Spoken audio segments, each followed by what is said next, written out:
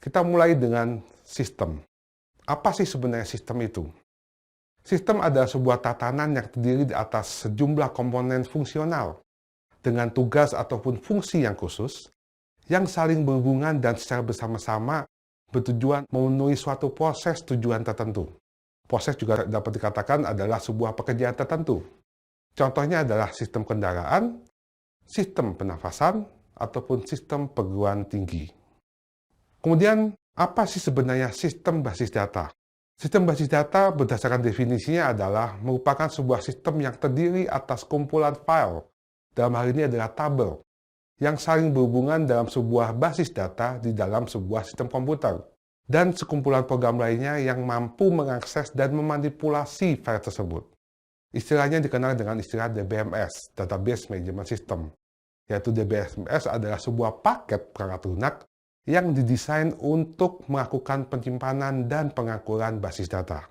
Ada beberapa komponen sistem basis data. Yang pertama, komponen hardware. Yang kedua, komponen sistem operasi. Yang ketiga, komponen basis data.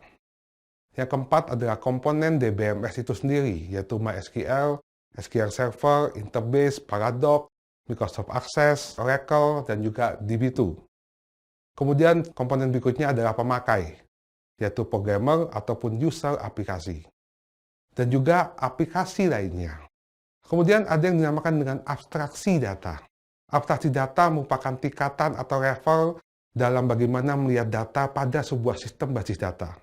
Ada 3 level abstraksi data, yaitu level fisik, yaitu internal level, yang kedua level logik atau konseptual, dan 3 adalah level pandangan pemakai atau external level.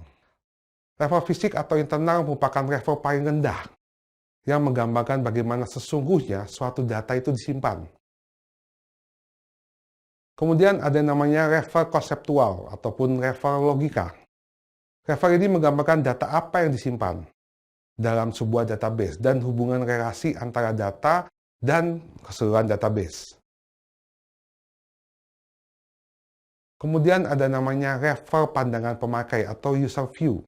Di sini adalah level abstraksi yang tertinggi yang hanya menunjukkan sebagian saja yang dilihat dan dipakai dari keseluruhan database, sesuai dengan kebutuhan pemakai. Kemudian kita ada yang namanya dengan model data. Secara definisi, model data adalah sekumpulan tool konseptual untuk mendeskripsikan data, relasi antar data, semantik data, dan juga konsistensi yang constraint. Jadi menyatakan hubungan antara rekaman yang tersimpan dalam sebuah basis data. Model data terbagi beberapa kelompok besar. Yang pertama adalah object-based logical model, di mana ada entity relationship model dan juga ada object-oriented model. Yang kedua, record-based logical model. Ada model relasional, ada model hierarki, dan juga ada model network. Demikian sesi kali ini. Terima kasih.